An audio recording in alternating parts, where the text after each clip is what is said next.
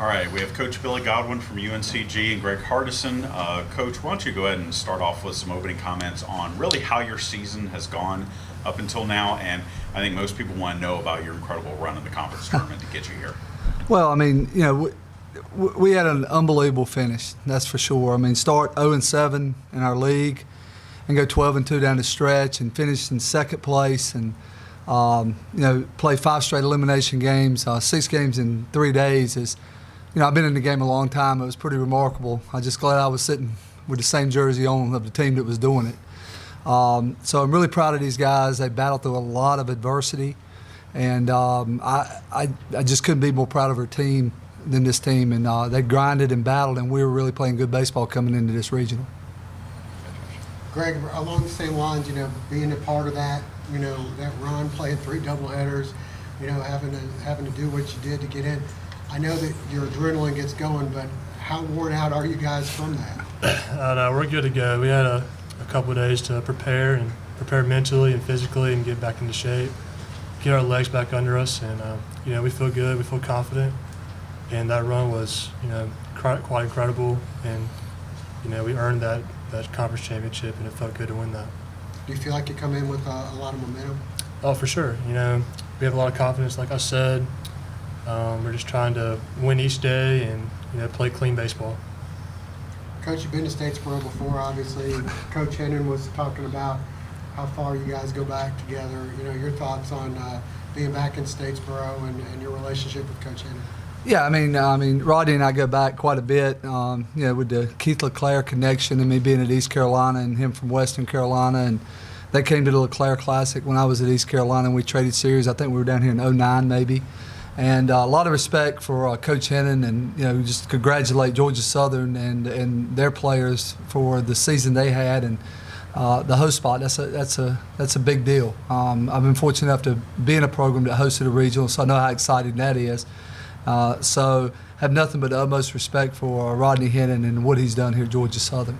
Mean a lot to you. I mean, as a mid-major guy, you're always hoping, man, we wish we could get to being able to host a regional. When you see a team like Georgia Southern do it, does it kind of give you some, hey, the NCAA might be reaching out a little more to some of our kind of guys?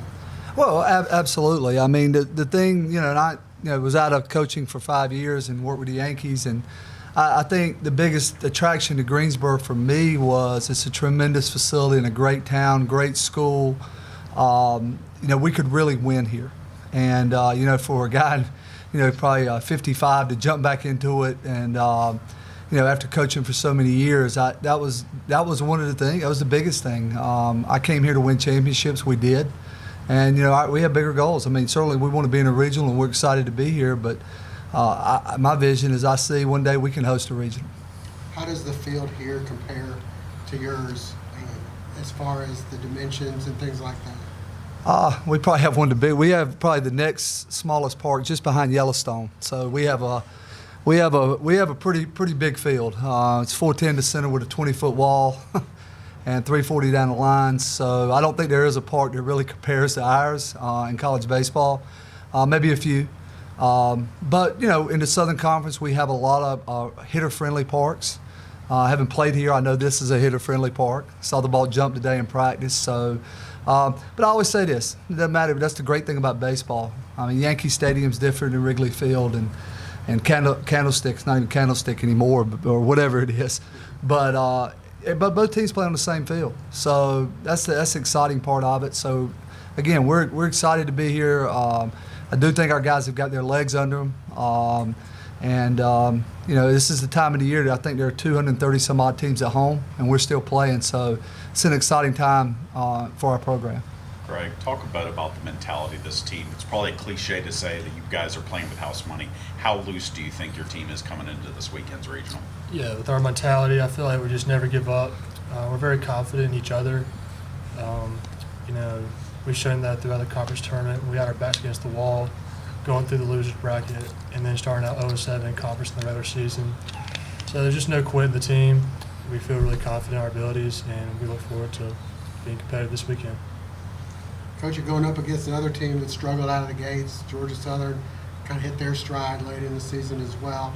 What do you know about them? What do you expect Friday? Just a quick look at this point, their overall statistics. I mean, solid club. Looks like they can catch it on defense.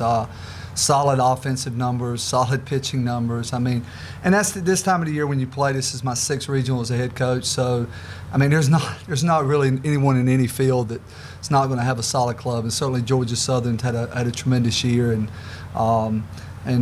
so that's all I know about them at this point. We really haven't dug into a scouting report or anything like that. That preparation will take place in the next 12 hours. But just looking at their numbers, I mean, they got a good club, which is what I expected when we came here. But so does Notre Dame and Texas Tech. Who are you guys planning on throwing? We're going to throw Austin Parsley.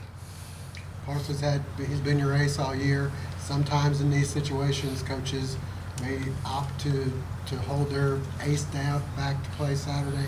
Your thoughts on throwing Austin and how he's doing? Well, I mean, Austin he recovers quick. If you follow what he did in the tournament, he gave us a quality start in game 1, which was on a Wednesday. Came back on 3 days to a complete game on Sunday.